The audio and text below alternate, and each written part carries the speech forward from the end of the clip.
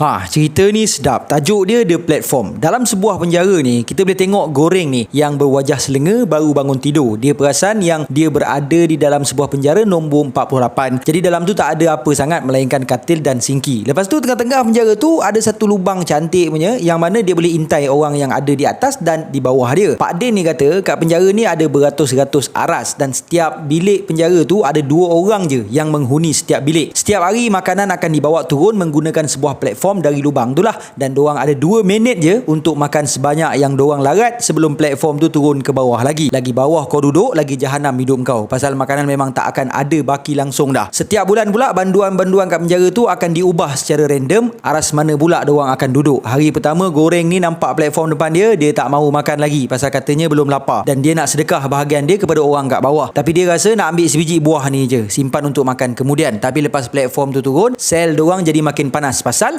rupa-rupanya menyimpan makanan tidak dibenarkan. Lepas tu, Goreng teringat balik. Rupa-rupanya, Goreng yang nak masuk penjara tu dengan rela hati nuraninya. Jadi dia buat agreement dengan penjara tu, dia masuk 6 bulan, in return, dia akan dapat segulung diploma. Aja gila Goreng ni. Dan setiap banduan pula dibenarkan bawa masuk satu barang je bersama dorang dalam penjara tu. Hari kedua pun Goreng tak mahu makan lagi. Lepas tu dia tanya Pak Din ni, macam mana Pak Din ni boleh ke dalam? Pak Din tu pun bagi tahulah yang satu hari dia ada tengok iklan Talibisen ni duduk tayang iklan pisau. Pak Din pun jadi minat dengan pisau tu. Dia pun beli. Elok-elok hari kemudian dia tengok ada iklan pisau lagi yang lagi bagus dari pisau yang dia beli. Agak panas hati, dia pun campaklah peti Talibisen tu keluar pasal rasa dah kena scam. Sekali TV tu menghempap ke kepala Tuan Direktor Ahmad Nispu. Mati orang tu, langsung kena tangkap. Polis bagi pilihan dekat dia untuk masuk wad gila ke nak masuk penjara tegak tu. So begitulah cerita Pak Din yang membuatkan dia ke dalam. Pak Din tu borak-borak lah dengan Goreng, cakap aras paling rendah dia pernah masuk aras 132 dan dia tahu ada banyak lagi aras bawah dia pasal dia dapat tengok ke bawah. Dan bila dah duduk dekat aras 132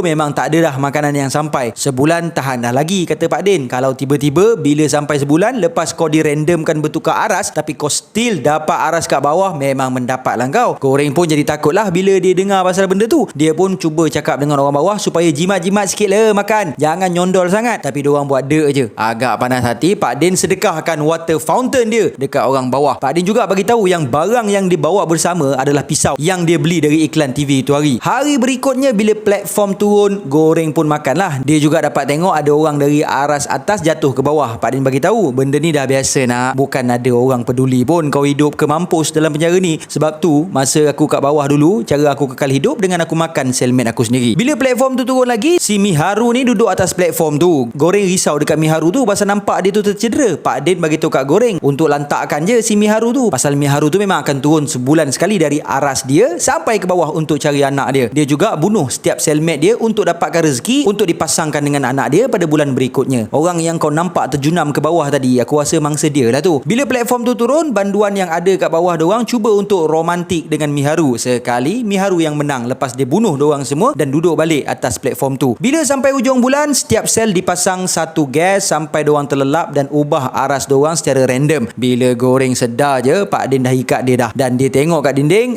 sudah, aras 171 kau, memang mendapatlah dia kali ni. Pak Din bagi tahulah dekat Goreng pasal Goreng muda lagi, sebelum kau bunuh dan makan aku, bagus aku ikat kau dulu. Lepas tu platform pun turun. Memang betul kata Pak Din, secuet makanan pun tak ada kat situ. Lepas 8 hari, Pak Din pun bagi tahulah kat Goreng, dah 8 hari pakcik puasa ni nak, izinkan tora-tora jamah sikit ya nak. Pak Din pun hiris betis goreng sikit dan makan daging goreng. Tapi nasib baik Miharu tu turun masa tu. Miharu pun seranglah Pak Din. Lepas tu Miharu bagi pisau tu kat Goreng dan Goreng pun tora-tora abah kau. Nah, rasa pisau iklan TV kau ni. Jadi matilah Pak Din di tempat kejadian. Goreng pula pengsan lepas tu, dan bila dia terjaga, dia tengok kaki dia yang tercedera tu dah dibalut Miharu dan dia nampak Miharu tengah melahap badan Pak Din. Miharu pun bagi Goreng makan daging Pak Din tu dan turun lagi ke bawah. Hari pun berlalu dan badan Pak Din pun mula dikerumuni cacing. Cacing pun cacing lah. Bila dah nyawa sepoi-sepoi macam tu, Goreng pun mulalah berhalusinasi dan dia nampak balik arwah Pak Din. Dan akhirnya sebulan berlalu dan Goreng pun dipindahkan ke aras lain. Dan kali ni cellmate dia adalah Imogiri, iaitu orang yang interview dia masa dia nak masuk penjara awal dulu. Anjing tu adalah barang yang dia pilih untuk dibawa masuk dalam penjara. Dan diorang sekarang berada di aras 33.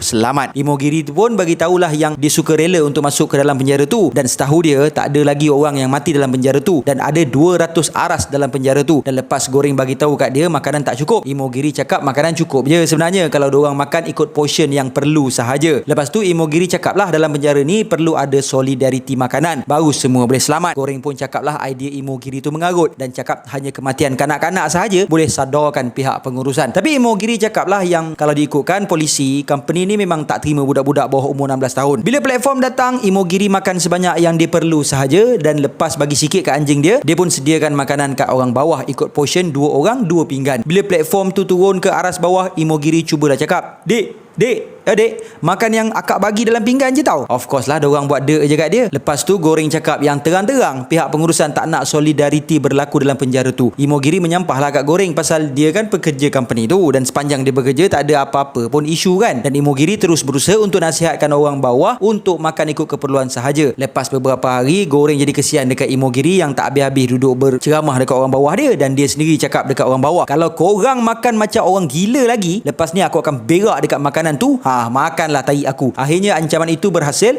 dan orang bawah dorang pula mula bagi nasihat kat orang bawahan dorang pula. Lepas beberapa hari, platform tu turun sekali dengan Miharu yang terbaring. Goreng pun cargas bawa Miharu atas katil dan anjing Imogiri tu pergi curi makanan kat platform tu. Bila platform tu turun, sel dorang jadi sejuk lah. Goreng pun terpaksa kejar si anjing Imogiri tu sebelum dorang mati jadi Iceman. Petang tu, Goreng tidur atas lantai dan bagi katil dia kat Miharu. Goreng sedar je nampak Imogiri duk bergaduh dengan Miharu. Rupa-rupanya si betina gila tu pergi bunuh anjing kawan tu dan makan anjing kawan tu. Memang naik hak Hogan lah kawan tu kan. Hari lepas tu Miharu turun platform lagi. Goreng pun bagi tahulah Imogiri yang Miharu tengah cari anak dia. Tapi Imogiri bagi tahulah yang Miharu datang seorang-seorang 10 bulan dulu. Dia tu dulu pelakon dan datang sukarela macam Goreng juga. Imogiri pula hantar orang gitu je masuk penjara ni dan dia tak tahu pun seteruk mana keadaan penjara ni dan dia juga bertarung dengan kanser selama 3 tahun dah. Bila dia tahu yang kanser dia makin teruk, dia pun masuklah dalam penjara ni sebab dia ingat dengan masuk penjara ni akan dapat tenangkan hati dia. Masa hari terakhir diorang ke aras itu, Goreng pun cubalah nak bagi Imogiri ni makan pasal takut diorang akan bertukar ke aras yang lagi rendah dan takut kat sana tak ada makanan. Tapi di press anjing mati punya pasal, Imogiri tak hendak makan. Hari berikutnya Goreng sedar dan dia tengok diorang serang berada di aras 202.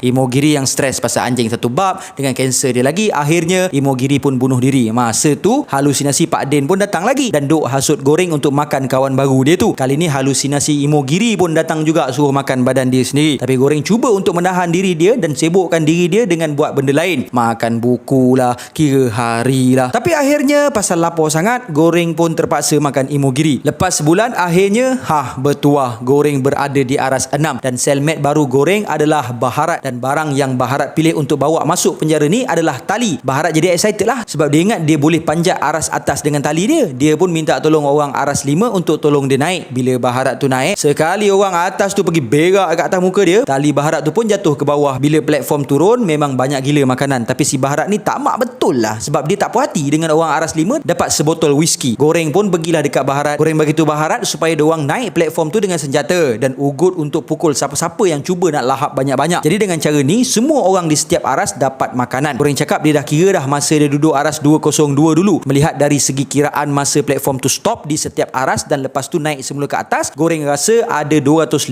aras semua sekali dalam penjara tu. Baharat pun setuju dan diorang rungkai katil diorang tu untuk dijadikan senjata. Diorang pun turun ke aras 7 dan Goreng halang diorang dari makan pasal diorang kat situ dah makan dah semalam. Esok pun boleh makan lagi. Jadi diorang hanya boleh mula agihkan makanan start dari aras 50 sahaja sebab kat sanalah orang mula tak cukup makanan. Tapi Baharat tak sampai hati pasal pakcik tu yang tolong dia naik aras atas. Tapi tak lama, akhirnya Baharat belasah juga pakcik tu ngenangkan misi diorang lagi penting. Baharat dengan Goreng pun terus turun ke bawah dengan misi diorang. Lepas beberapa aras lagi nak sampai ke aras 50, Baharat terkejut bila berjumpa dengan Barack Obama ni. Obama ni Baharat hormat sangat. Obama setuju dengan apa yang diorang cuba buat. Cumanya kalau diorang sampai ke bawah nanti macam mana nak naik atas balik? Sebab diorang boleh buat macam ni sehari je. Management pun bukan peduli sangat. Jadi untuk bagi management dapat gerakkan solidariti diorang ni perlukan sebuah simbol, kata Obama. Diorang pun pilih puding ni pasal puding ni adalah sebuah makanan yang agak mahal dan akan jadi pelik macam mana makanan semahal itu tidak bersentuh.